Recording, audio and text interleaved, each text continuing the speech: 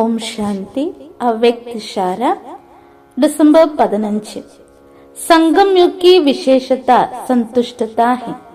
यही ब्राह्मण जीवन की विशेष प्राप्ति है।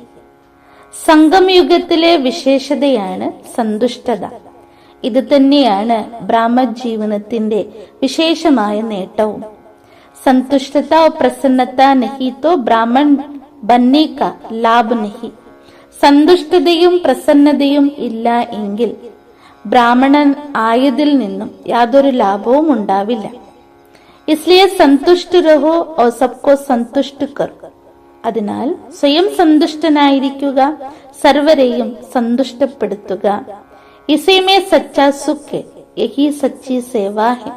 ഇതിൽ തന്നെയാണ് സത്യമായ സുഖവും ഇത് തന്നെയാണ് സത്യമായ സേവനവും.